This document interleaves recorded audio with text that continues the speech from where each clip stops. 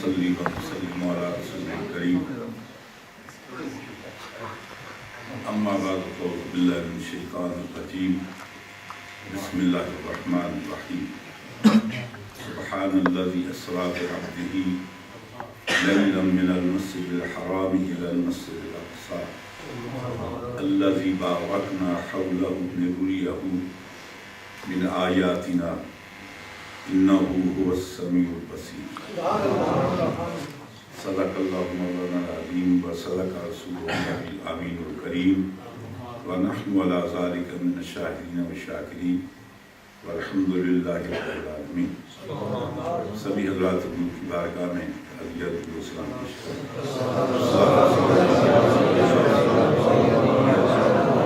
السلام علیکم ورحمۃ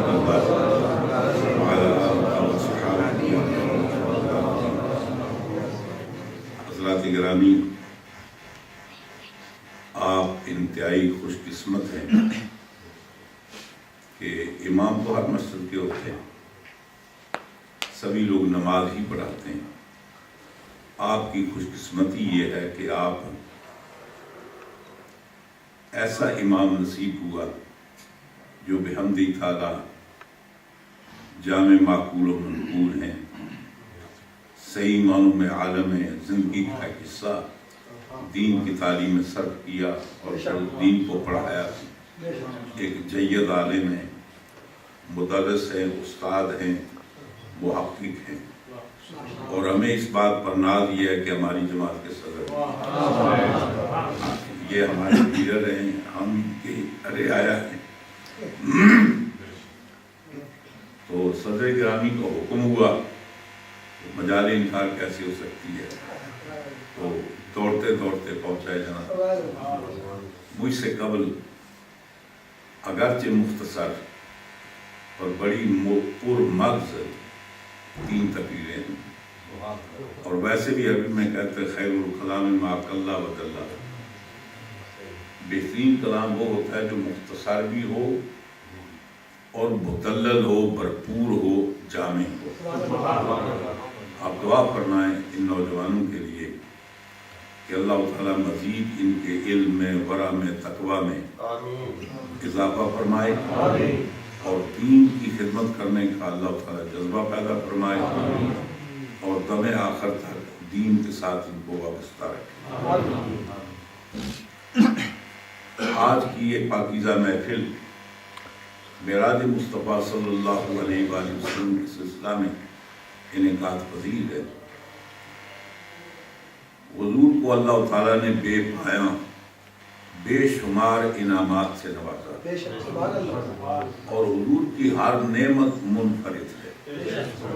یوں سمجھیے کہ انفرادی طور پر جتنے کمالات اللہ تعالیٰ نے انبیاء کرام کو عطا فرمائے وہ سارے سرکار کی ذات میں جمع فرمائے، بلکہ یوں سمجھیے کہ جہاں کمالات انبیاء و رسول کی انتہا ہوتی ہے وہاں سے سرکار کے کمالات کی ابتدا ہوتی ہے۔ حضور کے ان کمالات میں اللہ نے جس عظمتوں سے حضور کو نوازا، اس میں ایک بڑی نمایاں عظمت یہ معراج ہے کہ اللہ تعالیٰ نے اپنے حبیب لبیب صلی اللہ علیہ وسلم کو اپنے حریم قدس میں بلا کر بے شمار بے پایہ نعمتوں سے نوازا، اور اسی معراج کا صدقہ ہے کہ حضور کے صدقے میں اللہ نے ہمیں معراج عطا فرمایا۔ معراج کا معنی ہوتا ہے کہ بندے کا اللہ سے ہم کلام ہونا۔ حضور کی برکت سے اللہ تعالیٰ نے امتوں میں واحد امت مصطفیہ ہے کہ جس کو اللہ تعالیٰ نے معراج عطا فرمایا۔ یہ جو نماز پڑھتے ہیں کہ معمولی چیز نہیں ہے، یہ مومن کی معراج ہے۔ عام طور پہ آپ سمجھتے ہیں کہ جب کسی سے گفتگو کر رہے ہوں اور بڑی اہم قسم کی گفتگو ہو تو کوئی آ کر آپ کو ڈسٹرب کرے تو آپ اس کو انتہائی برا محسوس کرتے ہیں، پسند نہیں کرتے۔ جب کسی آدمی سے گفتگو کر رہے ہوں تو یہ پسند نہیں کرتے کہ آپ کی توجہ کہیں آگے پیچھے ہو، تو جب اس کائنات کے مالک کے ساتھ گفتگو کر رہے ہوں تو پھر آپ یہ کیسے گوارا کر سکتے ہیں کہ کوئی ایسا کام کرے کہ جو آپ کو اس کام میں ڈسٹرب کرے؟ یہ جو ہم تکبیر تحریمہ نہیں کہتے جی، یہ ہم حرام کرتے ہیں اپنے اوپر۔ جب نماز کے لیے کھڑے ہوتے ہیں نا تو تکبیر تحریمہ نماز کے فرائض میں سے ہے۔ پہلی تعلیم یہ ہے کہ اللہ کی بارگاہ میں کھڑے ہونے سے تم جتنے دنیا کے معاملات ہیں سب کو اپنے اوپر حرام کرو۔ جب اللہ کی بارگاہ میں کھڑے ہوتے ہیں تو حرام کرنے کا معنی باری تعالیٰ کھانا حلال ہے، لیکن اب تجھ سے ہم کلام ہے، آپ کھانے کو بھی حرام کرتے ہیں۔ گفتگو کرنا ہر حال میں ہمارے لیے جائز تھی، لیکن جب تیری ذات کے ساتھ مصروف گفتگو ہے تو ہم کسی اور سے گفتگو کرنا حرام سمجھتے ہیں۔ ان آنکھوں سے آگے پیچھے دیکھنے کی کوئی قدغن نہیں تھی، لیکن چونکہ اب تیری بارگاہ میں کھڑے ہیں اب ہماری توجہ دائیں بائیں نہیں ہو سکتی۔ اب جب تیری بارگاہ میں کھڑے ہیں تو چل پھر بھی سکتے تھے، کوئی پابندی نہیں تھی، لیکن اب جب تیری بارگاہ میں کھڑے ہیں تو ہمارے پاؤں اپنی جگہ سے نہیں ہلیں گے۔ تو یوں سمجھیے کہ انسان پوری دنیا سے منقطع ہو کر، سارے رشتے توڑ کر، سارے معاملات منقطع ہو کر اللہ کی بارگاہ میں کھڑا ہوتا ہے۔ جب اللہ کی بارگاہ میں کھڑا ہوتا ہے تو یوں سمجھیے کہ اب وہ اللہ سے ہم کلام ہوتا ہے، وہ اللہ سے گفتگو کر رہا ہوتا ہے۔ تو یہ بھی اسی معراج کا صدقہ ہے کہ اللہ تعالیٰ نے حضور کے صدقے میں ہمیں بھی معراج عطا فرمایا۔ ایک واقعہ آپ کو عرض کر دوں، کسی زمانے میں کراچی سے ایک میگزین نکلتا تھا جس کا نام تھا ماہنو، بڑا علمی ادبی مضامین اس میں ہوتے۔ اس میں ایک صاحب نے ایک واقعہ لکھا جو حضرت علامہ اقبال کے دوستوں میں سے تھے، ان کے عقیدت مندوں میں سے تھے۔ تو وہ اپنا واقعہ لکھتے ہیں کہ علامہ اقبال کی زندگی میں تو انہوں نے مجھ سے وعدہ لیا تھا کہ یہ بات میں کسی سے نہ کروں، لیکن چونکہ اب ان کے انتقال کو کئی برس گزر چکے ہیں تو میں سمجھتا ہوں کہ اب اگر میں وہ بات لوگوں کو بتا دوں تو شاید میں مجرم نہیں ہوں گا۔ وہ کہتے ہیں میں نے بطور امتحان کے 8 دن علامہ اقبال کے گھر میں مہمان رہا۔ یہ سوچنے لگا کہ یہ آدمی جو اتنی باتیں کرتا ہے، اقبال بڑا اپدیشک ہے، ہاں من باتوں میں موہ لیتا ہے، یہ جو گفتگو کا اتنا تیز ہے، اس کے کلام کو پڑھو، اس کی زندگی کو دیکھو، ظاہری کو تو بڑی نمایاں نظر آتی ہے۔ دیکھنا چاہیے کہ اس کی نجی زندگی کیسے گزرتی ہے، اور اصل آدمی کا آئینہ اس کی گھریلو زندگی ہوتی ہے۔ یہ محفلوں میں ہم جاتے ہیں نا تو جبے وبے پہن کر لوگ جاتے ہیں، ہم بھی جاتے ہیں، بڑے ہاتھ میں تسبیحیں بھی ہوتی ہیں۔ بعض آدمی تقریر کرنے کھڑے ہوتے ہیں تو ہاتھ میں تسبیح پکڑ کے، بس تم تقریر کر رہی ہو تسبیح پڑھ رہی ہو۔ جب میں تقریر کر رہا ہوں تو میں تسبیح تو نہیں پڑھ سکتا، اب جو ہاتھ میں نے پکڑی تو میرا مقصد کیا ہے؟ یہی وہ فرعونیت ہے، لوگوں کو بتانا چاہتا ہوں کہ میں تسبیح بھی پڑھتا ہوں۔ اور ویسے بھی حضرت عارف رومی رحمۃ اللہ علیہ فرماتے ہیں، آپ فرماتے ہیں کہ نفس مارا کم ترد فرعون نے، ہمارا جو نفس ہے نا وہ فرعون سے کم نہیں ہے، لے کے اورا اون مارا اون نے، اس کو قوت ملی، اس نے خدائی دعویٰ کر دیا۔ ہمارے پاس یہ قوت نہیں ہے، اگر ہمیں ملتی نا تو شاید ہم بھی فرعون سے 10 ہاتھ آگے ہوتے۔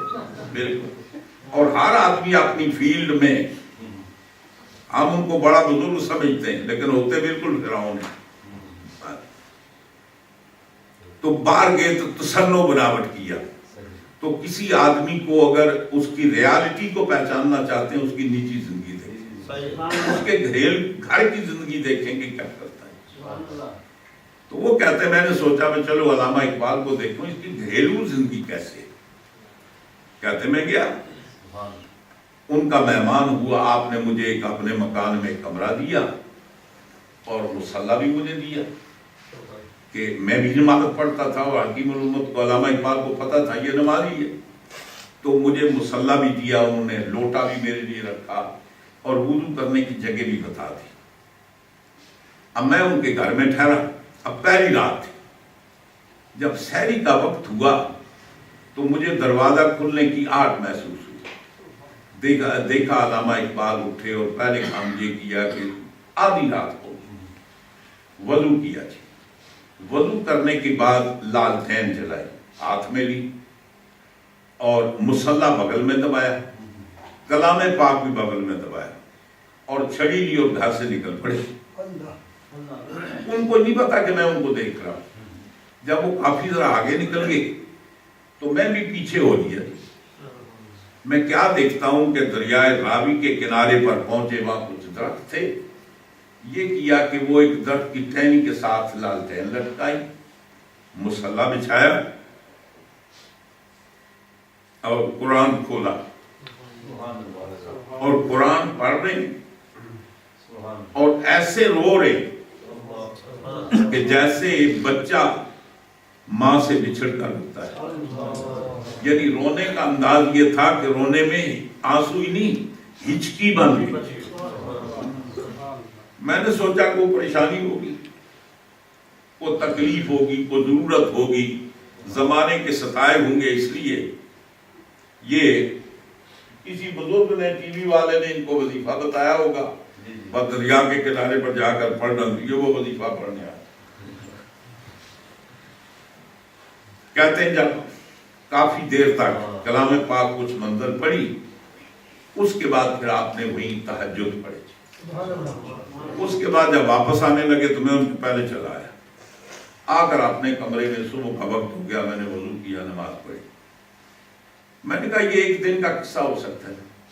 دوسرے دن دیکھا یہی معبود، تیسرے گردے کہ میں 8 دن رہا، لگاتار یہی معبود دیکھا میں نے، علامہ اقبال۔ اب جب میں رخصت ہونے لگا تو میں نے ان سے پوچھا کہ حضرت آپ کو تو نہیں پتا، میں اصل اس لیے آیا تھا کہ میں آپ کو جانچوں، پرکھوں، چیک کروں کہ آپ اپنے گھر کے اندر آپ کی زندگی، نجی زندگی کیسی ہے۔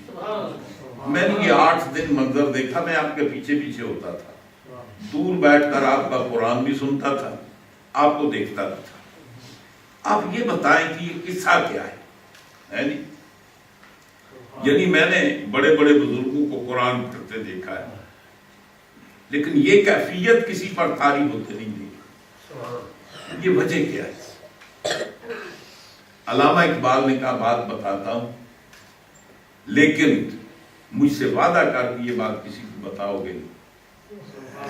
علامہ اقبال کہتے ہیں کہ میرا یہ برسوں سے معمول ہے، میں سیالکوٹ میں حضرت ملا حسن رحمۃ اللہ علیہ کے پاس پڑھتا تھا، میں نے ساری فارسی کی کتابیں ان سے پڑھی، درسیات کی کتابیں ان سے پڑھی، کلام پاک کا ترجمہ ان سے پڑھا، اور وہ مجھے فرمایا کرتے تھے کہ بیٹے اقبال، جب تم قرآن پڑھو نا تو یقیناً یہ قرآن اللہ کے نبی پر نازل ہوا ہے، اس میں کوئی شک نہیں، لیکن جب قرآن پڑھو تو یہ سمجھو کہ اب یہ تم پر نازل ہو رہا ہے، اور یہ کلام پاک میں جو لکھا وہ تجھ سے ڈیمانڈ کر رہا ہے۔ جب میں تصور کرتا ہوں کہ اللہ تعالیٰ یا ایھا الذین آمنوا کہہ کے مجھ سے خطاب کرتا ہے، تو پھر فرط مسرت سے میرے آنسو نکل آتے ہیں کہ کہاں میں اور کہاں اللہ کی ذات۔ اللہ تبارک و تعالیٰ مجھ سے ہم کلام ہے، تو بڑا لطف آتا۔ تو انہوں نے یہ ان کا واقعہ لکھا۔ یہ نماز پڑھنے میں خیالات کیوں آتے ہیں جی؟ وہ ایک صاحب نماز پڑھنے کے لیے آئے تو وہ جماعت نکل گئی، سخت پریشان تھی۔ امام صاحب سے کہتے ہیں کہ مجھے بڑا افسوس ہے، کبھی جماعت میری ناگانی ہوئی، آج جماعت میرے ہاتھ سے نکل گئی۔ سوچنے لگے وہ اس دور میں وہ سید اکبر حسین الہبادی کہتے ہیں نا کہ رپٹ لکھوائی ہے رقیبوں نے رپٹ لکھوائی ہے جا جا کے تھانے میں کہ اکبر نام لیتا ہے خدا کا اس زمانے میں. سوچنے لگے عجیب بات، لوگ تو نمازیں رگڑ جاتے، وہ اس کی جماعت رہ گئی تو اتنا پریشان.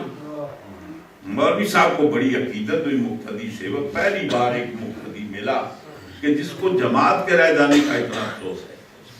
فرمانے لگے کہ بڑا مجھے آپ سے ہمدردی بھی ہے، آپ سے مل کر بڑی خوشی ہوئی کہ اس دور میں بھی آپ جیسے لوگ ہیں جو جماعت کے رہ جانے سے پریشان ہو جاتے ہیں. وہ فرماتے ہیں اصل گل یہ ہے جناب کہ میں جسے جماعتاں نال نماز پڑھنا نا تو پیچھے میں کچھ پڑھنا نہیں پاتا تو میں پوری دکان کا حساب کر لینا. آج میں لیاؤں پڑھنی پیسی تے پھر حساب واسطے میں ولادہ ٹائپ کرنا پہ.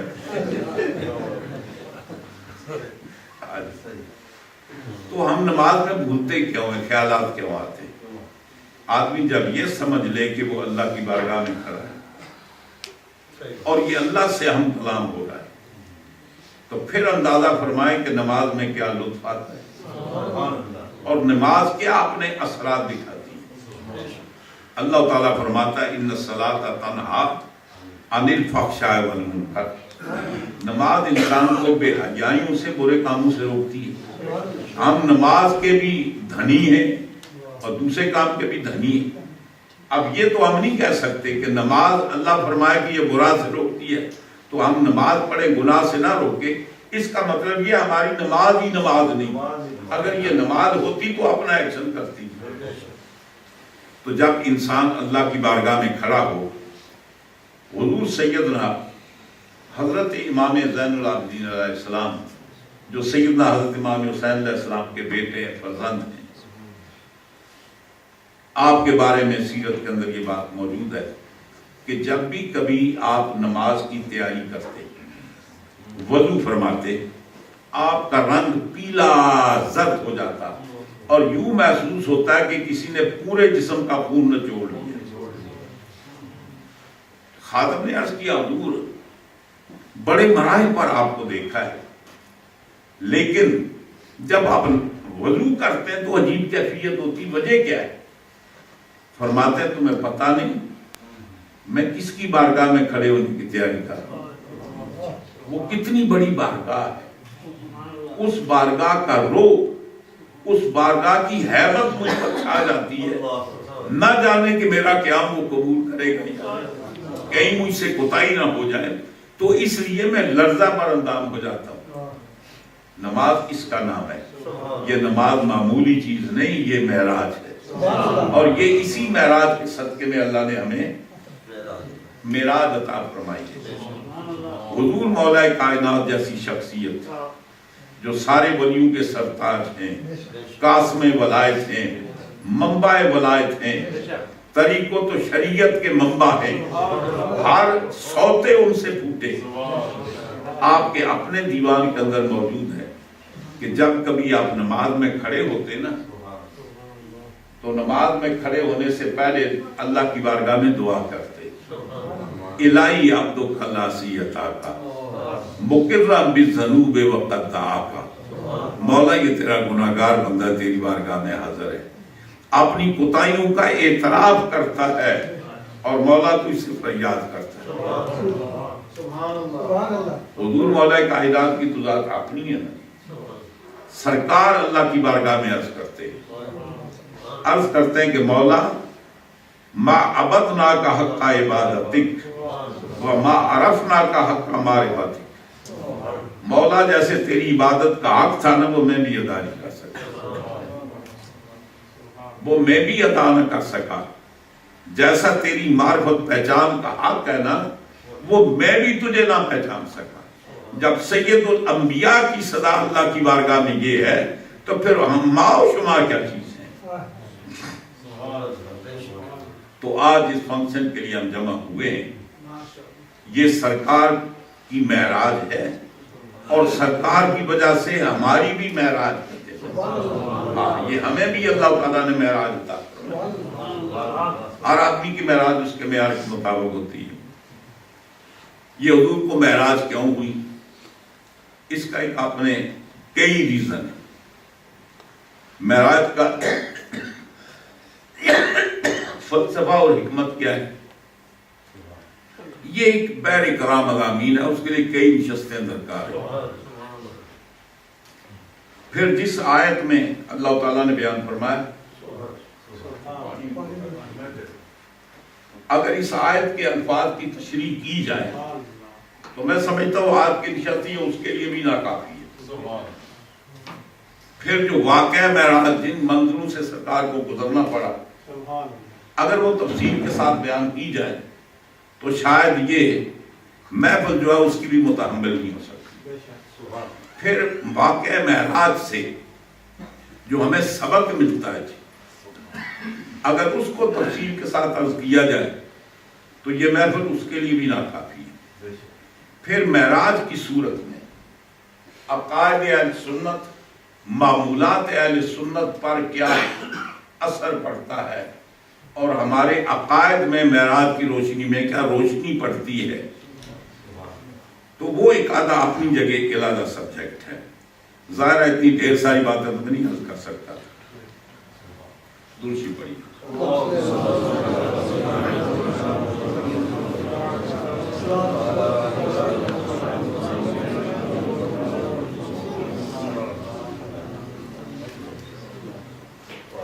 حضور کی تین حیثیات ہیں۔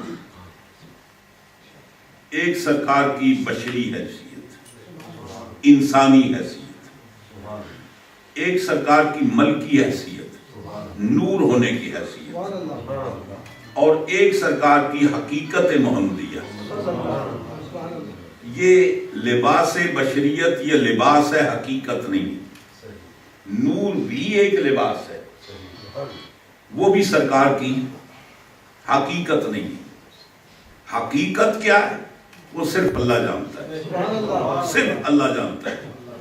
یہی وجہ ہے کہ آپ نے سیدنا حضرت ابوبکر صدیق رضی اللہ تعالیٰ جو آپ کی یار غار ہیں، زندگی بھر کے زمانہ نبوت کے بعد کے بھی ساتھی ہیں، اور 18 سال کی عمر میں سرکار کے ساتھ سنگت کا رشتہ بنا۔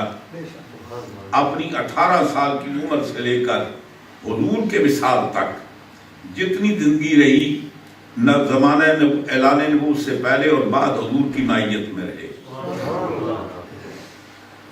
کسی آدمی کو وہی جان سکتا ہے جس کو زیادہ قرب نصیب ہوا، زیادہ قریب رہا۔ حضور نے فرمایا کہ یا ابا بکرن لم یعرفنی حقیقتاً غیر ربی، اے ابو بکر تیری سفر میرے ساتھ گزرتا ہے، حضر میں میرے ساتھ ہی ہوتی ہے، زندگی کے اصل لمحات میں تم میرے ساتھ ہوتے ہو، کبھی یہ نہ سمجھنا کہ تم محمد کی حقیقت کو بھی جانتے ہو۔ وہ صرف اللہ جانتا ہے، وہ صرف اللہ جانتا ہے۔ وہ بانی دارالعلوم دیوبند مولانا قاسم نانوتوی، آپ کی کتاب ہے قصائد قاسمی، قصائد قاسمی، یعنی سرکار کی نعت میں بڑا لمبا قصیدہ لکھا ہے جی۔ وہ کہتے ہیں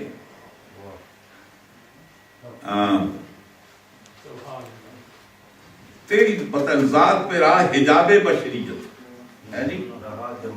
ہاں رہا جمال پہ تیرے حجاب بشریت۔ یا رسول اللہ آپ کے جمال پر بشریت کا حجاب رہا، نہ جانا تجھ کو کسی نے بجز ستار۔ فرمایا کہ اے محبوب آپ کو کوئی بھی نہ جان سکا، صرف وہ جانتا ہے جس نے پردہ ڈالا ہے۔ بھائی جو پردے کے ادھر ہوتے ہیں وہ پردے کے ادھر کو دیکھتے ہیں، پردے کے ادھر کیا ہے وہی جانتا ہے جس نے پردہ ڈال رکھا ہے۔ تو قاسم نانوتوی کہتے ہیں رہا جمال پہ تیرے حجاب بشریت، نہ جانا تجھ کو کسی نے بجز ستار، یعنی جس نے پردہ ڈالا نا وہی جانتا ہے، اس کے سوا آپ کو کوئی نہ جان سکا۔ تو سرکار کی تین حیثیات، ایک حضور کی بشری حیثیت، انسانی حیثیت، ایک سرکار کی ملکی حیثیت، نورانی حیثیت، ایک حقیقت محمدیہ۔ یہ بات یاد رکھیں کہ ہم تعالیٰ ہم حضور کو بشر سمجھتے ہیں، ہم حضور کو انسان سمجھتے ہیں۔ حضور کی بشریت کا انکار حضور کی نبوت کا انکار ہے، حضور کی انسانیت کا انکار حضور کی رسالت کا انکار ہے۔ اس لیے کہ رسول کی تعریف کیا ہے؟ رسول اس کہتے ہو انسان ہو، رسول اس انسان کو کہتے ہیں ارسلہ اللہ، جس کو اللہ تعالیٰ نے کائنات کی مخلوق کی ہدایت کے لیے بھیجا ہے۔ تو نبی کی بشریت کا انکار، انسانیت کا انکار، یہ نبی کی نبوت اور رسالت کا انکار ہے۔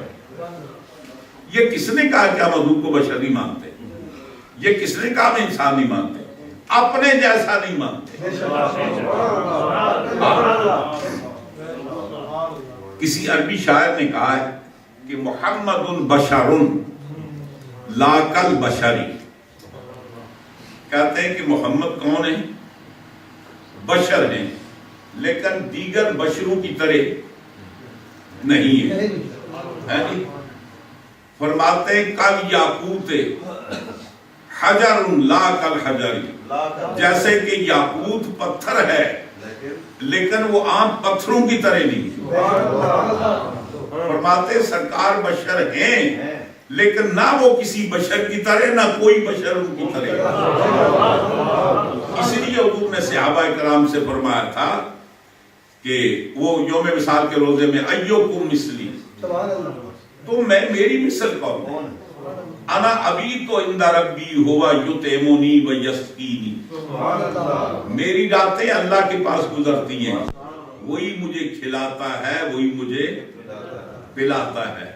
فرمایا لستو کا حیاتکم، میں تمہاری حیات تمہاری شکل کی طرح نہیں ہوں، میرا مقام اور ہے۔ فرمایا کہ لی مع اللہ وقت، میرا ایک وقت اللہ کے پاس ہوتا ہے، لا یسع فیہ ملک مقرب ولا نبی المرسل، فرماتے نہ ملک مقرب ہوتا ہے نہ نبی مرسل ہوتا ہے۔ سرکار یقیناً بشر ہیں لیکن بے مثل بشر ہیں، ہم بشر ہیں، بشریت ہماری حقیقت ہے۔ سرکار بشر ہیں، بشریت سرکار کا لباس ہے۔ ایک حیثیت سرکار کی بشریت کی ہے، ایک حیثیت سرکار کی ملکیت کی ہے، ایک حیثیت سرکار کی حقیقت، اور یہ جو ہے نا یہ تینوں کی معراج ہے۔ بشریت کی بھی معراج ہے، ملکیت کی بھی معراج ہے، اور حقیقت محمدیہ کی بھی معراج۔ اس لیے اس معراج کے تین نام ہیں۔ مسجد حرام سے مسجد اقصی تک اس کو اسرا کہتے ہیں، مسجد حرام سے سدرۃ المنتہا تک اس کو معراج کہتے ہیں، اور سدرۃ المنتہا کے بعد اس کو عروج کہتے ہیں یا اعراج کہتے ہیں۔ تو فرمایا کہ یہ پہلا مرحلہ مسجد حرام سے مسجد اقصی تک یہ بشریت کی معراج ہے۔ بشریت کی انتہا کہاں ہوتی ہے؟ عالم بشریت میں سب سے جو اعلیٰ کریم ہوتی ہے، نفیس ترین لوگ ہوتے ہیں، پاکیزہ لوگ ہوتے ہیں، معصوم ہوتے ہیں، ہر عیب ہر نقص سے پاک ہوتے ہیں، ان نفوس قدسیہ کا نام کیا ہے؟ وہ انبیاء کرام۔ پھر انبیاء کرام ہوتے ہیں، رسول ہوتے ہیں، میں اس فرق میں نہیں جاتا۔ اب سرکار بھی اللہ کے نبی اور رسول ہیں، باقی بھی نبی اور رسول ہیں۔ تو اب ہر نبی کو اللہ تعالیٰ نے، ہر رسول کو معراج عطا فرمائی، جو اس کے مرتبے کے مطابق اس کے لیے پیک تھی، وہاں تک پہنچایا اللہ تعالیٰ نے۔ اب سرکار کی معراج، بشریت کی معراج عالم بشریت میں اللہ تعالیٰ نے سارے انبیاء کرام کو مسجد اقصی میں جمع کیا، سارے انبیاء کرام کو۔ ایک تو سرکار کی عظمت دکھلانی تھی، نمبر دو انبیاء کرام کی تمنا کو پورا کرنا۔ جو اللہ تعالیٰ نے فرمایا تھا نا وَإِذَا أَخَذَ اللَّهُ مِيثَاقَ النَّبِيِّينَ لَمَا آتَيْتُكُم مِّن كِتَابٍ وَحِكْمَةٍ ثُمَّ جَاءَكُمْ رَسُولٌ مُصَدِّقٌ لِّمَا مَعَكُمْ لَتُؤْمِنُنَّ بِهِ وَلَتَنصُرُنَّهُ۔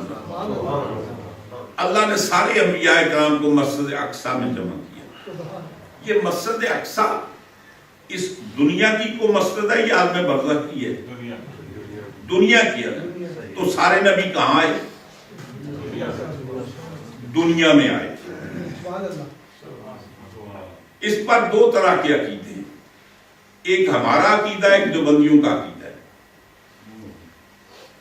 بانی دارالعلوم دیوبند مولانا قاسم نانوتوی، ان کی ایک کتاب ہے آب حیات، بڑی ضخیم موٹی کتاب ہے۔ وہ یہ لکھتے ہیں سرکار کیا کسی نبی پر موت آتی ہی نہیں ہے۔ وہ یہ کہتے ہیں کہ ہمارے نبی کیا کسی نبی پر بھی موت نہیں آتی۔ معمولی بات نہیں کی، وہ پہلے تو مولوی کو کتاب سمجھ میں نہیں آتی، 20 بار پڑھے تو اس میں دلائل سے انبار ہے۔ کہتے ہیں کہ پہلی بنیاد یہ ہے کہ موت ناقص نکاح ہے، موت سے نکاح قائم نہیں رہتا۔ نبی کا موت سے نکاح نہیں ٹوٹتا، نبی کا موت سے نکاح نہیں ٹوٹتا۔ اس کو استدلال بنا کر کہتے ہیں کسی نبی پر موت ہی نہیں آتی۔ اللہ تعالیٰ ان کو دنیا سے منتقل کرنے کے لیے تھوڑی دیر کے لیے ایسی کیفیت طاری کر دیتا ہے کہ لوگ اسے موت سمجھتے ہیں،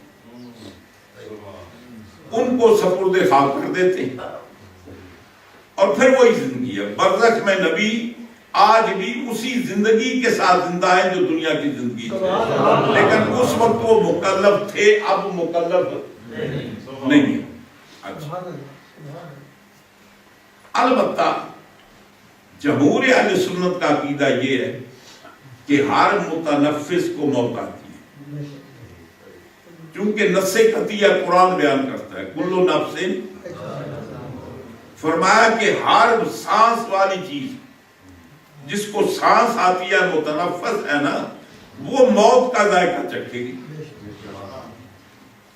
اور یہ نہیں فرمایا کہ وہ انسان ماتا ابدا ہمیشہ کے لیے مر جائے گا، فنا ہو جائے گا، یہ نہیں فرمایا۔ ذائقہ تو موت کا ذائقہ چکھے گا، ٹیسٹ سمجھتے ہیں؟ مثلا کو کڑوا شربت آپ پینا چاہتے ہیں، گھونٹ بھریں منہ کیا ہوگا؟ کڑوا ہو جائے گا۔ تھوڑی دیر کے بعد پھر وہ جو ٹیسٹ ہے نا واپس آ جائے گا۔ اور اگر ٹیسٹ جلدی آپ ختم کرنا چاہتے ہیں تو منہ بند کر لیں۔ یہ بات آدمی کو مرچیں نہیں لگتی تو زیادہ پانی پیتے ہیں، اور اس کا بےتیندی کا منہ بند کر لیں، یعنی منہ کا ذائقہ چینج ہوگا، منہ بند کریں، فوری طور پر وہ ذائقہ چلا جائے گا، صاحب کا ذائقہ آ جائے گا۔ حضور سیدی اعلیٰ حضرت امام احمد رضا فاضل بریلوی قدس العزیز فرماتے ہیں کہ انبیاء کو بھی اجل آنی ہے، اتنی آنی کہ فقط آنی، مثل سابق پھر وہی زندگانی ہے۔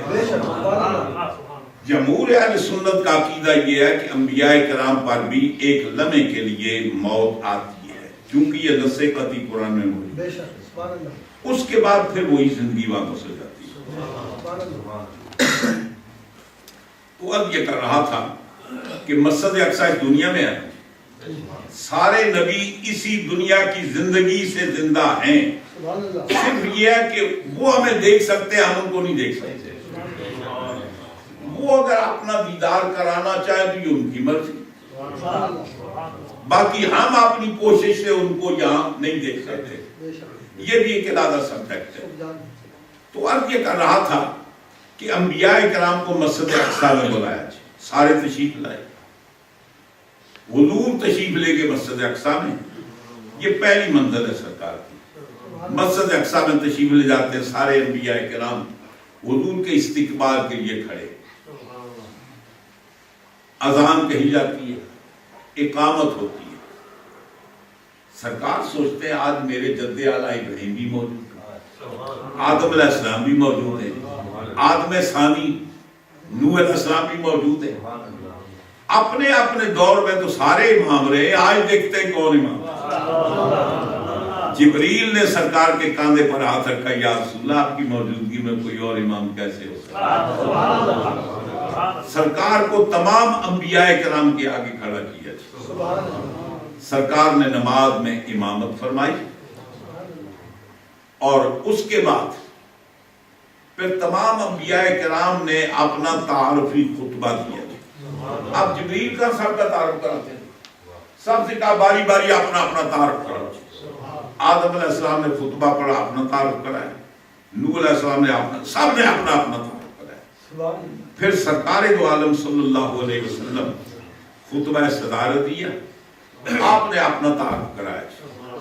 آدھا فرماتے ہیں، بڑے مزے کے فرماتے ہیں، نماز اقصا میں تھا یہی سر، نماز اقصا میں تھا یہی سر کہ ایاہو معنی اول آخر۔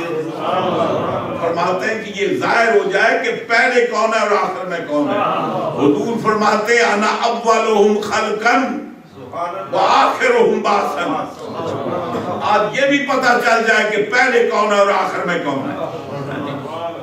نماز اقصا میں تھا یہی سر کہ ایاہو معنی اول آخر، کہ دست بستائیں پیچھے حاضر، کہ دست بستائیں پیچھے حاضر، جو سلطنت آگے کر گئے تھے۔ فرماتے جو اپنے اپنے وقت کے بادشاہ تھے، اپنے اپنے وقت کے تاجدار تھے، اپنے اپنے وقت میں نبوت اور رسالت کا تاج ان کے سر کی رونق تھا، آج وہ سارے تاجدار پیچھے ہیں اور سرکار دو عالم صلی اللہ علیہ وسلم۔ یہ سرکار کی معراج عالم بشریت میں، سارے بشریت کی کریم پیچھے ہے، سرکار آگے ہے، اور اس لیے حضور نے فرمایا الا وانا امام المرسلین ولا فخر۔ فرماتے ہیں کہ میں تمام رسولوں کا امام ہوں لیکن میں فخر نہیں کرتا۔ اچھا بھائی، ایک آدمی شہر کا خطیب ہو جائے نا تو اس کو شہر کا کہتے ہیں خطیب اعظم، اس کے نام کے ساتھ ٹائٹل ہو جاتا ہے۔ کوئی آدمی حرم شریف میں نماز پڑھانے کا موقع مل جائے نا تو امام کعبہ، بھائی کعبے کا بھی کوئی امام ہو سکتا ہے؟ وہ کعبے کے امام تو صرف سرکار تھے۔ یوں سمجھیے کہ مسجد حرام میں نمازیوں کا امام کعبے کا امام کیسے ہوگا؟ تو اپنے لیے بطور فخر کے ٹائٹل کے طور پہ یہ کہتے ہیں۔ اب جب سارے نبی و رسولوں کا امام ہو، اس سے بڑی فخر کی بات کون سی ہو سکتی ہے؟ میرے آقا فرماتے ہیں فخر کرے تو آدم کرے، فخر کرے تو نوح علیہ السلام کریں، ابراہیم خلیل اللہ کریں، جن کو میرے جیسا امام نصیب ہوا ہے، میں کیوں فخر کروں؟ یہ تو ان کے لیے فخر کی جا۔ تو سرکار کی بشریت کی معراج عالم بشریت میں، اب سرکار آگے تشریف لے جاتے ہیں، منزلیں طے کرتے ہوئے بیت المعمور تک پہنچے۔ بیت المعمور فرشتوں کا قبلہ ہے، وہاں اذان کہی گئی، اقامت کہی گئی، اب وہاں ملائکہ سارے کے سارے وہاں جمع ہیں۔ تو اب حضور سوچنے لگے گا وہاں تو انبیاء کرام کا سلسلہ تھا، یہ تو دوسری دنیا ہے، دوسری مخلوق ہے، اب یہاں ان کا تو اپنا امام ہوگا۔ جبریل عرض کرتے یا رسول اللہ اگر آپ عالم بشریت میں ہوں تو کسی بشر کو آپ کے آگے کھڑے ہونے کی ہمت نہیں، آپ ہمارے بھی امام ہیں، آپ بھی امامت اللہ فرمائیں۔ تو سرکار نے سارے فرشتوں کی امامت فرمائی، وہ سارے فرشتے پیچھے تھے، سرکار آگے تھے۔ وہ عام لوگ کہتے ہیں نا مصطفیٰ ہرگز نہ گفتے تا نہ گفتے جبرائیل، جبرائیل ہرگز نہ گفتے تا نہ گفتے کردگار۔ وہ یہ سمجھتے ہیں کہ شاید جبریل حضور کے استاد ہیں، ارے وہ تو پیغام رساں ہیں، وہ تو اللہ کا پیغام لانے والے، میں چٹھی ساتھ تو نہیں کہہ سکتا، یہ تو چھوٹا لفظ ہے نا، وہ اللہ کا پیغام لانے والے۔ ان کا کام صرف پیغام لانا ہے. پیغام کیا ہے اس سے ان کی کوئی کنسرن نہیں. سورہ کاف نازل ہوا تو سورہ باپ نے غالباً نمبر کے ہاں جی یہ سورہ مبارکہ کے پہلے آیات مقطعات نازل ہوئے تو جبریل آئے کہتے ہیں کاف، حضور فرماتے ہیں علم تو. جبریل کہتے ہیں ہاں، حضور فرماتے ہیں فاہم تو. ہاں یا عین سوال، حضور نے فرمایا علم تو. جبریل کہتے ہیں یا رسول اللہ کاف بھی سمجھ لیا. تو فرمایا جبریل تیرے سمجھنے کی ضرورت کیا ہے؟ یہ پیغام میری طرف ہے، میرے سمجھنے کا ہے، میرے سمجھنے کا ہے، تیرے سمجھنے کی ضرورت نہیں ہے. تو یوں سمجھیے کہ سرکار دو عالم صلی اللہ علیہ وسلم کو وہ اللہ نے علم عطا فرمائے جو جبریل کیا ہے. سارے فرشتوں کی امامت فرمائی، سارے فرشتے پیچھے، سرکار آگے ہیں. فرمایا کہ یہ سرکار کی معراج ملکیت کی نورانی مخلوق، ان کے آگے سرکار کی معراج، سارے نور پیچھے، سرکار آگے ہیں، سارے ملائکہ پیچھے اور سرکار آگے ہیں.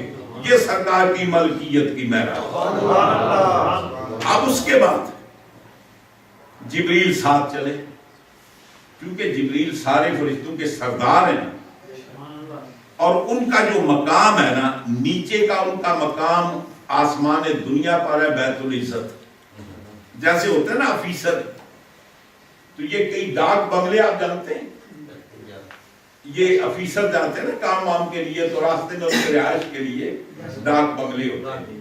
تو حضرت جبریل علیہ السلام کا آخری مقام کیا ہے؟ سدرۃ المنتہا. اور جب نیچے آتے ہیں تو وہ آپ کا مقام پہلے آسمان پر ہے بیت العزت، وہاں آپ تشریف رکھتے ہیں. اب جبریل سرکار کو گھر سے لے کر گئے نیچے، تو اب وہاں پہنچے، جبریل رک گئے تھے. اب سرکار دیکھتے ہیں یہ میرے ساتھ ہے، پیچھے رک گئے تھے، وجہ کیا ہے؟ حضور نے خیال کیا کہ شاید راستے میں کوئی ناگوار بات ہو گئی ہو. جبریل سے حضور پوچھتے ہیں کہ جبریل ایک بات بتا، جو در دوستی مخلصاً یافتی، جب تو نے اپنی دوستی میں مجھے مخلص پایا، کیا مجھ سے کو بے وفائی نہیں ہے؟ کیا میری کو بات تجھے ناپسند آئی ہے؟ اگر ایسے نہیں ہے تو جو در دوستی مخلصاً یافتی انانم یہ صحبت چرا تافتی، فرمایا کہ پھر تو اپنی مہار میری صحبت سے پیچھے کیوں روکتا ہے؟ پھر ساتھ چل. جبریل عرض کرتے ہیں یا رسول اللہ آپ کی وفا پر آپ سے بڑھ کر کائنات میں وفادار کون؟ سرکار کی وفائیں وہ صحابہ کرام کے مجمع میں تشریف فرمائے. حضور نے صحابہ کرام کو بشارتیں دی، فرمایا ایک دن آئے گا عراق بھی فتح ہوگا، ایک دن آئے گا شام بھی تمہاری قلم رو میں ہوگا، ایک دن آئے گا ایران بھی تمہاری حکومت کا حصہ ہوگا، ایک دن آئے گا. بات حضور نے ساری فتوحات حدود بتا دی. فرمایا کہ ایک دن آیا مصر بھی تم فتح کرو گے، لیکن فرمایا کہ مصر والوں پر سختی نہیں کرنا، مصر والوں پر سختی نہیں کرنا.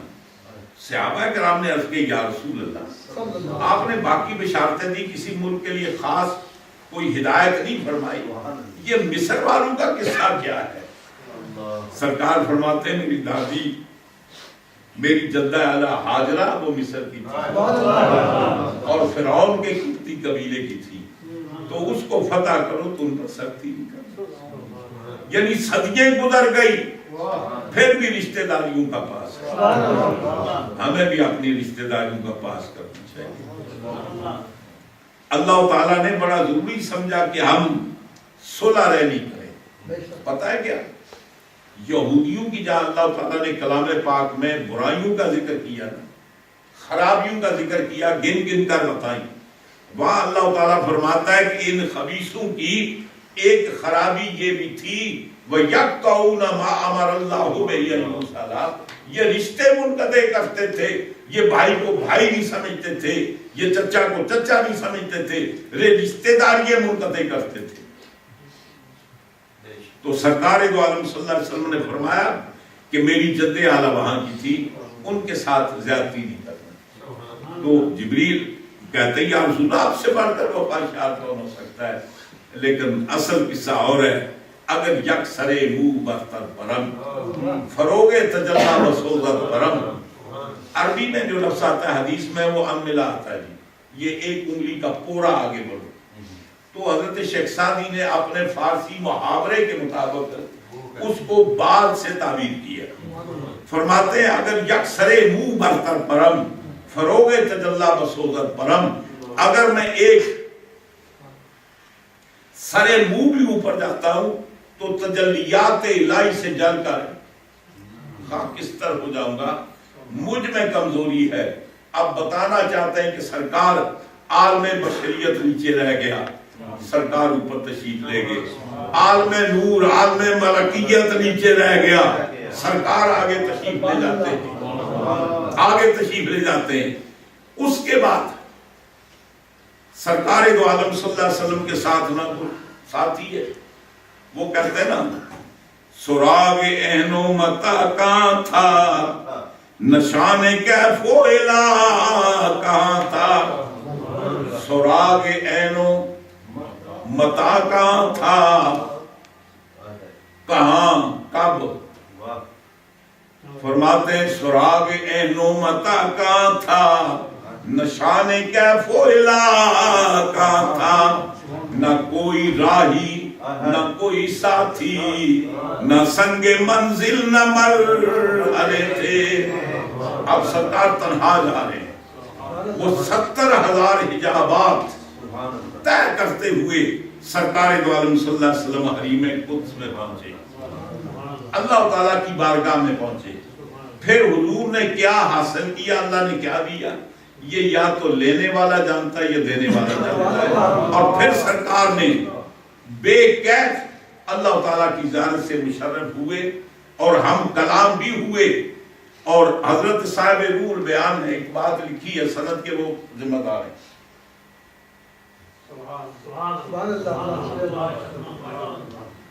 اللہ تبارک و تعالیٰ نے حضور سے جو کلام فرمایا وہ 90,000 قسم کا کلام، 90,000 عنوانات پر گفتگو ہوئی۔ کتنے سبجیکٹ تھے؟ 90,000 سبجیکٹ پر عنوانات پر گفتگو ہوئی۔ کس کی گفتگو؟ محبوب و محب کی، خالق اور مخلوق کی، عابد اور معبود کی گفتگو ہوئی۔ اللہ تعالیٰ نے فرمایا کہ محبوب یہ جو 30,000 ہے گفتگو، یہ وہ میری طرف سے آپ کی امت کے لیے پیغامات، یہ میرے انعامات و اکرامات ہیں اپنی امت کے لیے، یہ ان تک پہنچا دیں۔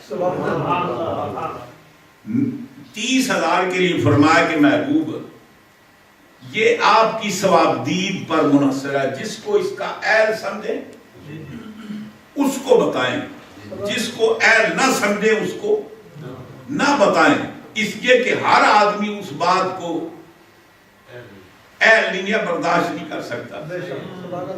یہی وجہ ہے کہ سیدنا حضرت ابو ہریرہ رضی اللہ تعالیٰ عنہ، بخاری کے اندر روایت موجود ہے، آپ فرماتے ہیں کہ اخذت من رسول اللہ صلی اللہ علیہ وآلہ وسلم وعین، میں نے حضور سے 2 پیمانے، 2 برتن، 2 پیمانے علم کے حاصل کیے۔ فاما الاحد، پہلا پیمانہ، فبسطتها لکم، اس کو میں نے تمہارے لیے انڈیل دیا ہے، الٹا کر دیا ہے، وہ سب کچھ میں نے تمہیں بتا دیا۔ وہ کیا ہے؟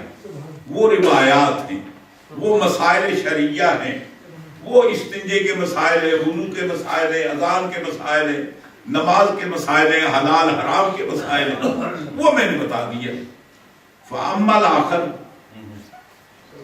وہ جو دوسرا پیمانہ میں نے لیا ہے نا، لو بسطتها لکم لقطع منی ھذا البلع، وہ اگر میں تمہیں بتاؤں تو میری گردن کاٹ دی جائے گی۔ اب جب حضرت ابو ہریرہ نے بتائی تو اب کسی کو کیا پتا وہ کیا تھا۔ اب آگے 2 طبقے ان کی اپنی اپنی آراء ہیں۔ صوفیاء کی اپنی رائے، علماء کی اپنی رائے، محدثین کہتے ہیں کہ وہ راز کی باتیں تھیں جو سرکار نے آنے والے حالات، بنو امیہ کے امراء، ان کے نام، ان کے ظلم و تعدی، وہ سب کچھ بتا دیا تھا۔ سرکار نے یہ دنیا سے تشریف لے جانے سے پہلے یہ بتایا نا، ابنی ھذا یقتل فی التف، یہ میرا بیٹا میدان تف میں شہید کیا جائے گا، پوری ڈیٹیل کے ساتھ۔ بخاری کے اندر حدیث حضور فرماتے ہیں ہلاکت امتی علی ید عغیلمۃ من قریش، میری امت کی ہلاکت جو ہوگی وہ قریش کے چند گھٹیا کمینے قسم کے لونڈوں میں، یہ تصغیر ہے نہیں، تصغیر کے معنی کیا ہوتے ہیں؟ یہ حقیر کمینے قسم کے چند لوگوں کے ہاتھوں میری امت کی ہلاکت ہوگی۔ اچھا، پھر حضرت ابو ہریرہ روایت فرماتے ہیں، یہ بخاری میں، حضور نے فرمایا کہ اے ابو ہریرہ تعوذوا عن راس 60، یہ سن 60 ہجری کی ابتدا سے تم یہ کرنا کہ اللہ کی پناہ مانگو۔ ایک میں فرمایا کہ تعوذوا عن امارۃ صبیان، یہ جو لونڈے بچے ہیں نا ان کی حکومت سے اللہ تعالیٰ کی پناہ مانگنا۔ ابو ہریرہ کہتے ہیں کہ لو شئت سمیتہ، اگر میں چاہوں نا ان لونڈوں کے میں نام بتا سکتا ہوں۔ نام کیوں نہیں بتاتا؟ انہی کی حکومت ہے، مدینے میں مروان گورنر ہے، جن کے نام بتائے ان کی حکومت ہے، اگر میں نام بتاؤں تو میری گردن کاٹ دیں گے، لہذا ڈرنے نہ دسیں۔ اب صوفیاء اور بات کرتے ہیں، صوفیاء کہتے ہیں کہ اس سے مراد وہ اسرار علوم ہیں جس کو علم وحدت الوجود کہتے ہوئے، چنانچہ سید محمود آلوسی رحمت اللہ علیہ تفسیر روح المعانی 6 پارہ انما ولیکم اللہ ورسولہ، اس آیت کے تحت باب الاشارات میں لکھتے ہیں جی، آپ تعریف فرماتے ہیں، اور حضرت ابو ہریرہ کی روایت نقل کرنے کے بعد فرماتے ہیں وَذَلِكَ مِنْ عِلْمِ وَحْدَةِ الْوُجُودِ، وہ جو ابو ہریرہ نہیں بتانا چاہتے تھے نا وہ علم وحدت الوجود ہے، آپ کو کیسے پتا چلا؟ یہاں انہوں نے سیدنا حضرت امام زین العابدین علیہ السلام کے شعر پیش کیے۔ امام زین العابدین فرماتے ہیں کہ فَرُبَّ جَوْهَرِ عِلْمِ اللَّهِ أَبْلَوْ أَبُوهُ بِهِ، بہت سارے میرے پاس علم کے ایسے جوہر ہیں، اگر میں ظاہر کروں تو یہ ہوگا کہ میری گردن کاٹ دی جائے گی، لوگ مجھے مشرک سمجھیں گے۔ جس کو تم اچھا سمجھ کر کرتے ہو نا اسے تم برا سمجھنے لگو گے۔ فرمایا یہ صرف میں ہی نہیں چھپا رہا، یہ میرے جد اعلیٰ حضرت مولا کائنات نے امام حسن کو بتایا، وصیت کی کہ یہ کسی کو بتانا نہیں، پھر انہوں نے امام حسین علیہ السلام کو بتایا، انہوں نے مجھے وصیت کی، اس لیے میں بتاتا نہیں ہوں۔ تو فرمایا کہ وہ اسرار و رموز کے علم ہے، وہ اسرار و رموز کے علم ہے کہ جن کے وارث مولا کائنات ہے، علوم شریعہ نہیں۔ اور اسی لیے حضرت عبداللہ ابن مسعود رضی اللہ تعالیٰ عنہ فرماتے ہیں کہ قرآن کا ایک ظاہر ہے، ایک باطن ہے، یہ جو قرآن نازل ہوا ہے نا اس کا ایک ظاہر ہے اور ایک باطن ہے۔ فرماتے ہیں کہ ہم میں صرف ایک آدمی ہے جو قرآن کے ظاہر کو بھی جانتا ہے، قرآن کے باطن کو بھی جانتا ہے، وہ حضور مولا کائنات۔ یہ کون کہہ رہا ہے؟ حضرت عبداللہ ابن مسعود، ہوا حبر هذه الامہ۔ حضور کے پاس ایک صحابی مسئلہ پوچھنے گے، حضور نے فرمایا مسجد میں عبداللہ ابن مسعود نہیں ہے؟ وہ عرض کرتے ہیں وہ تو تھے، تو فرمایا میرے پاس آنے کیا ضرورت تھی؟ ہوا حبر هذه الامہ، وہ اس امت کا سمندر ہے، اس کی موجودگی میں اس سے پوچھ لیتے میرے پاس آنے کی ضرورت کیا ہے۔ اور حضرت عبداللہ بن مسعود حضور مولا کائنات کے شاگرد ہیں۔ آپ خود ارشاد فرماتے ہیں کہ میں نے 70 سورتیں کلام پاک کی سرکار سے پڑھی ہیں، 70 سورتیں، اور 44 سورتیں میں نے حضور مولا کائنات سے بڑی. یعنی مطلب ہے وہ ان کے استاد نے عرض کر رہا تھا وہ اسرار اور رموز کی باتیں اللہ تعالیٰ نے بتایا کہ محبوب جس کو اہل سمجھے اس کو بتائیں, جس کو اہل نہ سمجھے اس کو نہ بتائیں. اور 30,000 باتیں وہ محبوب یہ صرف میرے آپ کے درمیان راز کی بات, یہ آپ کے سوا کوئی ان کو برداشت نہیں کر سکتا. وہ اسرار و رموز کی باتیں ہوئی, اللہ تعالیٰ کی بارگاہ میں پہنچے. یہاں ایک اور بات عرض کرتی ضرور, اسلام کی جتنی تعلیمات ہیں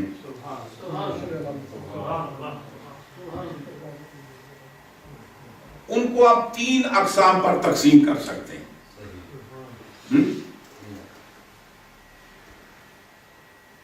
یا وہ ان کا تعلق نقل کے ساتھ ہے, یا ان کا تعلق عقل کے ساتھ ہے, یا ان کا تعلق عقل اور نقل دونوں کے ساتھ ہے. 3 طرح کی چیزیں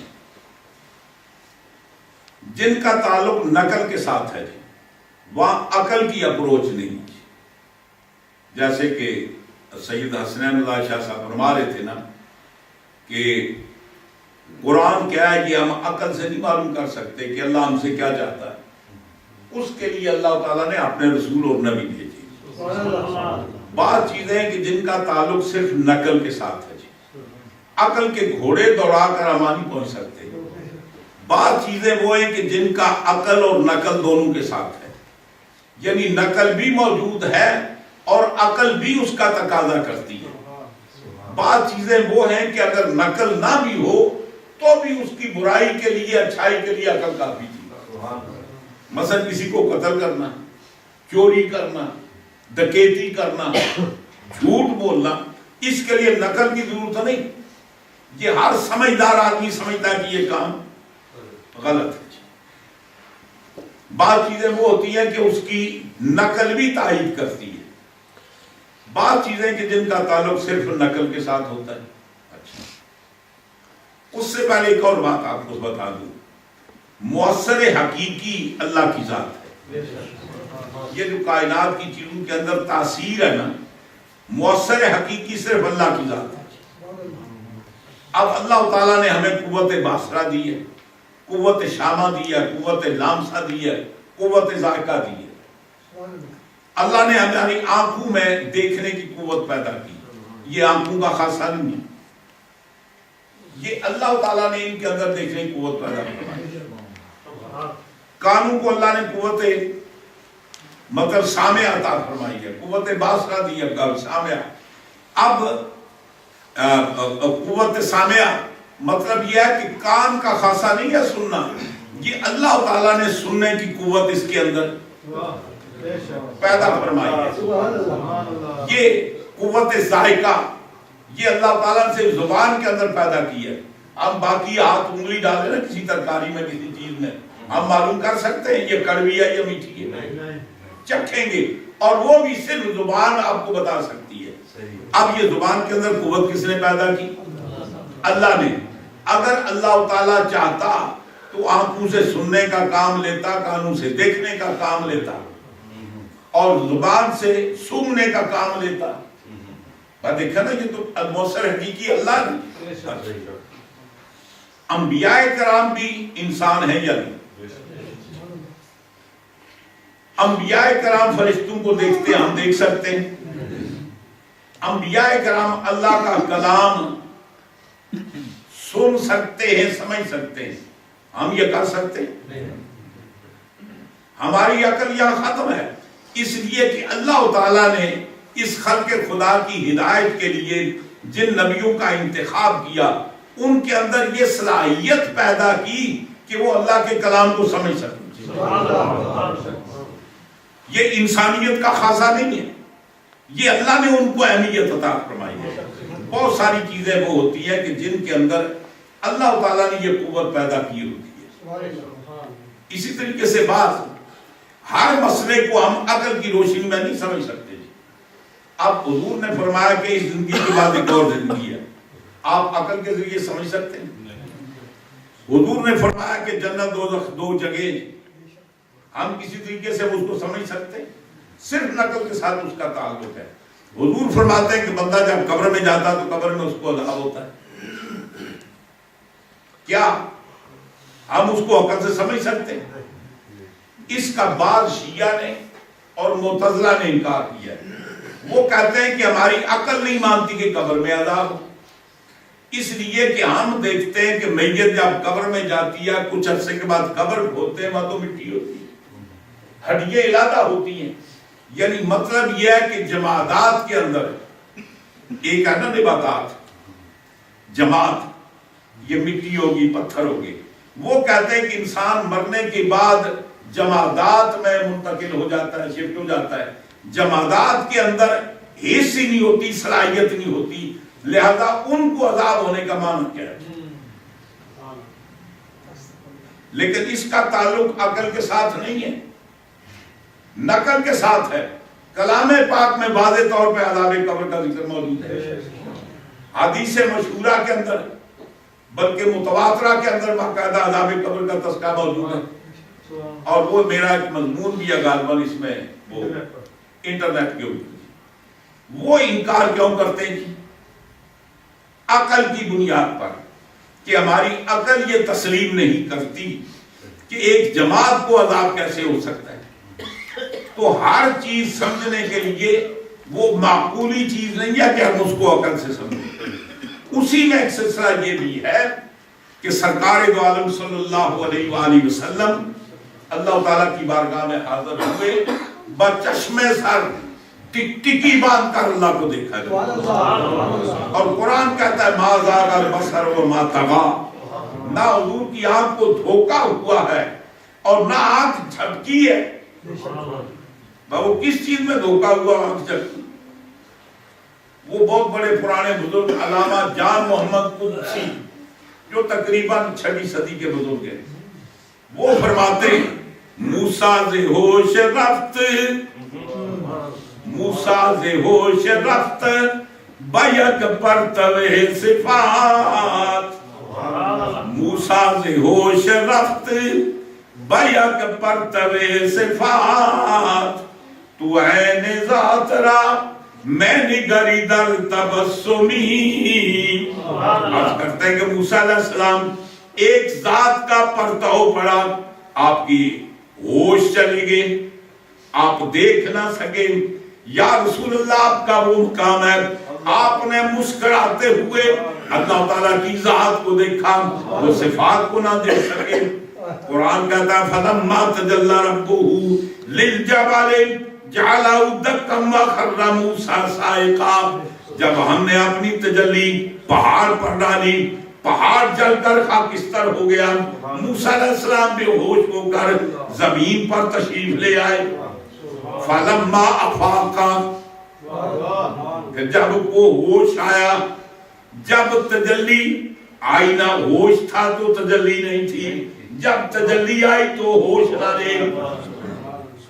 اور فرماتے نا کہ موسیٰ علیہ السلام سے کو پوچھے کس کو دیکھا، یہ موسیٰ سے پوچھے کوئی، کس کو دیکھا یہ موسیٰ سے پوچھے کوئی، آنکھ والوں کی ہمت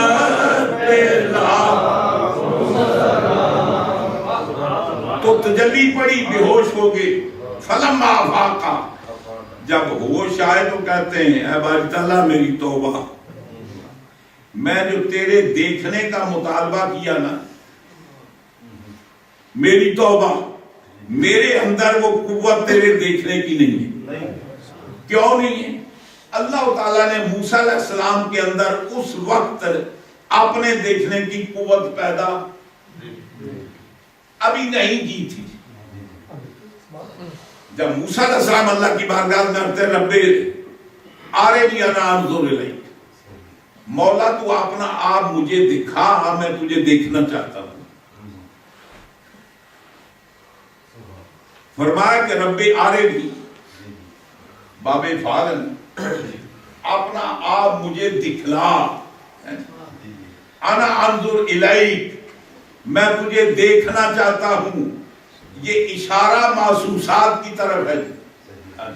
انا انظر الیک، اللہ تعالیٰ فرماتا ہے لن ترانی، موسیٰ آپ مجھے نہیں دیکھ سکتے. اگر اللہ تعالیٰ کا دیکھنا ناممکن ہوتا تو اللہ تعالیٰ فرماتا لن یرانی، یعنی مجھے کوئی بھی نہیں دیکھ سکتا. فرمایا کہ موسیٰ آپ مجھے نہیں دیکھ سکتے، آپ نہیں دیکھ سکتے. تو اب یہ سوال یہ پیدا ہوتا ہے کہ موسیٰ علیہ السلام ان 5 رسولوں میں جو رسولوں میں اولو العزم رسول ہے، 313 رسول ہے نا، 5 ان میں اولو العزم رسول ہے. حضرت نوح علیہ السلام، ابراہیم علیہ السلام، موسیٰ علیہ السلام، عیسیٰ علیہ السلام اور سرکار کی ذات اولو العزم رسول ہے. اب سوال یہ پیدا ہوتا ہے کہ بات جو پاسبل نہیں ہے وہ موسیٰ نے سوال کیوں کیا جی؟ جو چیز ممکن نہیں ہے سوال کیوں کیا؟ اگر وہ ممکن نہ ہوتی تو موسیٰ سوال نہ کرتے. موسیٰ علیہ السلام سے زیادہ نہ کوئی معتزلی علم رکھتا ہے نہ کوئی اور بندہ علم رکھتا ہے. وہ اللہ کے نبی ہیں، کلیم اللہ ہیں. جو چیز ناممکن تھی اس کا سوال کیوں کیا جی؟ پھر جواب میں اللہ تعالیٰ نے یہ بھی فرمایا لن یرانی، مجھے کوئی بھی نہیں دیکھ سکتا. فرمایا آپ نہیں دیکھ سکتے. نص قطعی ہے، اگر اللہ کی رویت ممکن نہ ہوتی تو موسیٰ علیہ السلام سوال نہ کرتے. نمبر 1 حدیث میں حضور ارشاد فرماتے ہیں کہ حضور سے پوچھا کہ یا رسول اللہ قیامت میں سب سے بڑی نعمت کیا ہے؟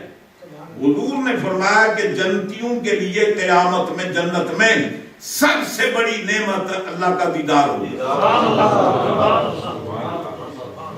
جب جنتی اللہ کا دیدار کریں گے تو اللہ کی بارگاہ میں درخواست کریں گے، یہ کہیں گے اے باری تعالیٰ، اے باری تعالیٰ یہ تو نے انہیں کس لیے پیدا کی؟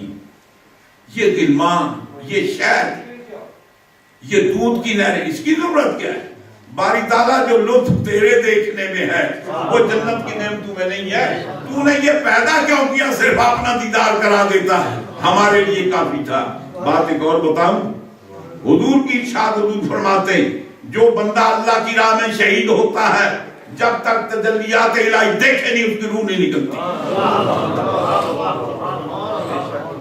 اس لیے حضور فرماتے ہیں شہید کو تکلیف نہیں ہوتی، اس کی روح ایسے نکلتی ہے کہ جیسے آٹے سے بال نکال دیے. غالباً کوئی پرانے بزرگ ہیں، حضرت سفیان ثوری ہیں یا غالباً حضرت جنید بغدادی ہیں، نام مجھے یاد نہیں. ان سے پوچھا گیا کہ آپ یہ بتائیں کہ اگر آدمی کے جسم کے ٹکڑے ہو رہے ہیں، جناب تیر لگ رہے ہیں، نیزے لگ رہے ہیں، تلواریں لگ رہی ہیں، پر خچے اڑ رہے ہیں اس کے، تو یہ کیسے مانے کہ تکلیف نہیں ہوتی؟ آپ نے فرمایا سورہ یوسف پڑھ، تجھے اس کا بات سمجھ میں آ جائے گا. یا سورہ یوسف پڑھ کر رکھا دی، میں تو پڑھی نہیں، کوئی سمجھ نہیں ہے. فرمایا ایک بار پھر پڑھ، دوئی بار پھر پڑھی. جناب میں دوئی باری پڑھی ہے تو میری سمجھ تجھے بھی نہیں ہے. فرمایا ایک بار پھر پڑھ. 3 بار پڑھی، وہ سمجھ میں نہیں ہے. کہتا حضرت آپ ہی بتا دیں. آپ نے فرمایا وہ تم نے حصہ نہیں پڑھا کہ جب یوسف علیہ السلام زلیخا کے کہنے پر دروازے پردہ اٹھا باہر آئے تو انہوں نے کیا کیا؟ کہا کہتے قلنا حاشا للہ، او اللہ کی پناہ یہ تو انسان ہی کو فرشتہ ہے. فرمایا فقطعنا ایدیہن، اپنے ہاتھ کاٹ دیے، پتہ تک نہیں چلا. فرماتے ہیں وہ یوسف کا جلوہ تھا کہ جس نے ہاتھ کٹنے پر احساس نہیں ہونے دیا. شہید اس وقت تک اس کی روح نہیں نکلتی جب تجلیات الہی کو نہ دیکھ لے. اب یہ اللہ کا کام ہے. اللہ کس کے اندر دیکھنے کی صلاحیت پیدا کرتا ہے؟ کس کے اندر دیکھنے کی صلاحیت پیدا نہ کرے؟ جب قیامت میں جائیں گے تو اللہ تعالی ہمارے اندر دیکھنے کی صلاحیت پیدا کر دے گا. اب دیکھنے کا معنی یہ تو نہیں ہے نا، بعض لوگ یہ کہتے ہیں کہ دیکھنے کے لیے کچھ چیزوں کی ضرورت ہے، یعنی 2 آدمی کے درمیان ایک ڈسٹینس، دیکھنے کے لیے اس کا ایک طرف ہونا، یعنی دیکھنے کے لیے اس کا ایک طرف ہونا، دیکھنے کے لیے روشنی کا ہونا، جب یہ چیز نہ تو کوئی کسی کو دیکھ سکتا ہے. ان کندہ ناتراج سے پوچھو کیا تم اللہ تعالیٰ نے جسم سمجھا ہوا ہے؟ بٹ ڈسٹینس کس کے درمیان ہوتا ہے؟ جو جسم نہیں رکھتا اس کے درمیان فاصلہ کدھر سے آیا؟ پہلا مطلب یہ ہے کہ تم انہیں انکار کرنے سے پہلے اس کو جسم تسلیم کیا ہے. اگر جسم تسلیم نہ کرتے تو صاحب کیسے کہتے؟ بھائی اللہ تو جیب سے پاک ہے. سوال یہ ہے کہ پہلے تم نے اللہ کی جیب تسلیم کی ہے, پھر اس کا جسم تسلیم کیا ہے, پھر اپنا اور اس کا فاصلہ تسلیم کیا ہے, جو تینوں غلط ہیں. مطلب یہ ہے کہ اللہ جہد سے پاک ہے, اللہ جسم سے پاک ہے. اب اللہ تعالیٰ اپنا دیدار کیسے کرائے گا؟ اب اللہ تعالیٰ ہماری طرح کوئی ہاتھ چہرہ تو نہیں رکھتا نا جی, بات تھا کہ خوش ہو بھلے بھلے بہت سونی آنکھیں چلا, ناک کتنی پتلی ہے, کمر کتنی پتلی ہے جی, دانت کتنے خوبصورت ہے. اللہ تعالیٰ تو انسان سے پاک ہے. پہلے آپ نے یہ بتایا کہ آپ نے تصور کیا سمجھا ہے. اللہ اپنا دیدار کرائے گا, جب اس کی صورت ہی نہیں تو دیدار کیسے ہوگا؟ جب اس کی شکل ہی نہیں تو دیکھیں گے کیا؟ معنی یہ ہے کہ وہ کس طریقے سے اپنی تجلی سے ان کو ہمکنار کرتا ہے, کس طریقے سے ان کو اپنا دکھاتا ہے. یہ قیامت کے دن اللہ تعالیٰ بندوں کے اندر وہ قوت پیدا کرے گا. قیامت کے اندر اللہ تعالیٰ یہ صلاحیت پیدا کر دے گا جس کی وجہ سے وہ اللہ کا دیدار کر سکیں گے. اس لیے ہم کہتے ہیں سرکار نے اللہ کا دیدار کیا بے کیف. جنت میں جنتی اللہ کا دیدار کریں گے بے کیف, اس کی کیفیت نہیں بیان کر سکتے. تو ویسے تو یہاں رہنے والے بھی اس کو دیکھتے ہیں جی. حضور مولا کائنات, کسی نے آپ سے پوچھا آپ نے اللہ کو دیکھا ہے؟ آپ نے فرمایا میں اس کی عبادت ہی نہیں کرتا جس کو دیکھتا نہیں. پھر فرمانے لگے کہ اس دنیا میں اس کو بصارت سے نہیں بصیرت سے دیکھا جاتا ہے. جس کی تجلیات کو میں نہیں دیکھتا نا, جس کی تجلیات کی مجھ پر بارش نہیں ہوتی, اس کی عبادت ہی نہیں کرتا. تو اب قصہ یہ ہے, معلومی یہ رہے گی کہ ساری زندگی جو بندے اللہ کی عبادت کرتے رہے وہ نہیں علامہ اقبال وہ کہتے ہیں نا, کبھی اے حقیقت منتظر نظر آ لباس مجاز میں, کبھی اے حقیقت منتظر نظر آ لباس مجاز میں, کہ ہزاروں سجدے تڑپ رہے ہیں, ہزاروں سجدے تڑپ رہے ہیں میری جبین نیاز میں. اے باری تعالیٰ کبھی ایک دفعہ سامنے آ جاتا, ہم غائبانہ تجھے سجدہ کرتے, کبھی دیکھ کر سجدہ کر لیتے. اور وہ انسان جو دنیا میں بھی اس کی یاد میں روتا رہا, گریہ زاری کرتا رہا, آؤ بکا کرتا رہا, اس کی رضا کے لیے نیندوں کو ترک دیا, اس کی رضا کے لیے دنیا سے غافل ہو گیا, اس کی بھی بدقسمتی نہیں ہے کہ قیامت میں بھی جا کر اس خدا کو دیکھ نہ سکے. یقینی طور پر وہاں اللہ تعالیٰ ایسی تجلیات پیدا کرے گا, ایسی قوت پیدا کرے گا کہ جس سے وہ اللہ تعالیٰ کی تجلیات کو برداشت کر سکیں گے, بے کیف دیکھ سکیں گے. وہ بیچ میں اکثر بیشتر بعض لوگ حضرت سیدہ عائشہ صدیقہ سلام اللہ علیہ اور حضرت معاویہ رضی اللہ تعالیٰ عنہ کی دو روایتیں بیان کرتے ہیں. ان کی روایت کو صحابہ نے تسلیم ہی نہیں کیا, ریجیکٹ کیا, تسلیم ہی نہیں کیا. کیوں؟ فرماتے ہیں کہ راوی کے لیے موقع پر ہونا ضروری ہے. حضرت سیدہ عائشہ فرماتی ما فوق جسد رسول اللہ, حضور کا جسم معراج کی رات مفقود نہیں ہوا. جو مصطفیٰ کے گھر میں ہی نہیں اس کو جسم کا کیا پتا ہے مفقود ہوا یا نہیں ہوا. حضور کو معراج تو مکے میں ہوئی ہے, وہ حضور کے گھر میں مدینے میں آئی, وہ تو موقع کی گواہ ہی نہیں ہے. اس کا مطلب ہے کہ حضور کو کئی معراجیں ہوئی ہیں, وہ کسی اور معراج کی بات کر رہی ہیں, وہ کسی اور معراج کی بات کر رہی ہیں. حضرت معاویہ ایمان کا بلائے فتح مکہ کے بعد برسوں گزرنے کے بعد انہیں کیا پتا سرکار کو معراج ہوئی یا نہیں ہوئی. باقی تمام صحابہ کرام حضرت ابوبکر صدیق, حضرت عمر، حضرت مولا کائنات عبداللہ ابن عباس، یہ سارے صحابہ کرام اس بات کے قائل تھے کہ سرکار نے اللہ کو دیکھا ہے۔ حضرت عبداللہ ابن عباس سے پوچھا گیا کہ حل رہا، کہتے ہیں کہ حل رہا محمد ربہ، کیا محمد نے اپنے رب کو دیکھا ہے؟ آپ فرماتے ہیں راوی کہتا ہے کہ اس وقت تک کہتے رہے جب تک آپ کی سانس نہیں ٹوٹ گئی، اور حضور فرماتے رائے تو ربی، میں اس اللہ کو ایسے دیکھا لیلۃ البدر، جیسے 14ویں کا چاند ہوتا ہے۔ فرمایا کہ تم بھی قیامت کو اللہ تعالیٰ کو ایسے دیکھو گے جیسے کہ 14ویں کا چاند ہوتا ہے۔ 14ویں کا چاند آپ کہاں دیکھتے ہیں؟ کیا ہوتا ہے؟ یعنی مطلب یہ ہے کہ جیسے 14ویں کا چاند پوری فل نورانیت کے ساتھ آپ کے در و دیوار کو روشن کرتا ہے، وہ آپ کے سامنے اس طریقے سے اللہ تبارک تعالیٰ بھی قیامت میں پوری آب و تاب کے ساتھ اپنی تجلیات آپ پر ڈالے گا۔ اس کی تجلیات کو آپ ملاحظہ فرمائیں گے۔ اللہ کو جسم نہیں رکھتا کہ ہم اس کا ناک دیکھیں گے کیسا ہے۔ تو اب یہ کر رہا تھا کہ سرکار دو عالم صلی اللہ علیہ وسلم یقیناً سب سے بڑی نعمت کے اللہ تعالیٰ کو دیکھا، اور فرمایا کہ کیفیت یہ فرمایا کہ ما زاغ البصر وما طغیٰ، نہ سرکار نے آنکھ جھپکی اور نہ سرکار کو دھوکا ہوا، بس دیکھا کسی اور کو تھا تو سمجھا کسی اور کو یہ بات نہیں۔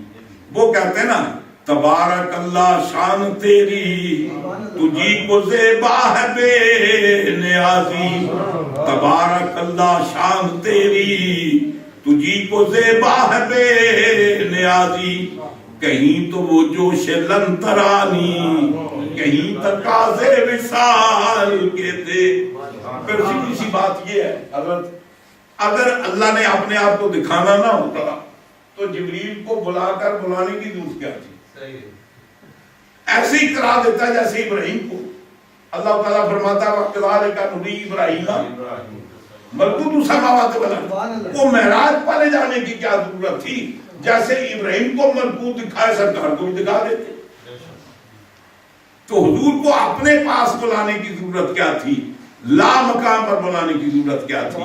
تو اللہ تبارک تعالیٰ نے اپنے حبیب کو بے پایا نعمتوں سے نوازا، اپنے دیدار سے نوازا۔ اللہ اپنے حبیب کے صدقے میں مجھے اور آپ کو حضور کی محبت عطا فرمائے۔ واقعہ میں آج آپ قاضی صاحب سے پھر کبھی سن لینا، پھر سرکار جب واپس تشریف لائے ہے جی، واپس تشریف لائے تو ہمارے لیے جو تحفہ لائے نا وہ نماز ہے۔ اب ہمیں دیکھنا ہے کہ اللہ کے بھیجے ہوئے تحفے کی ہم کتنی قدر کرتے ہیں۔ اللہ ہمیں توفیق عطا فرمائے معراج کے صدقے میں، جو اللہ نے ہمیں معراج دی ہے، ہم 5 وقت اس معراج سے فائدہ اٹھائیں اور اس اللہ تعالیٰ کے دیے ہوئے تحفے کی قدر کریں۔ اب تو جاتے ہیں محفل سے امیر، پھر ملیں گے اگر خدا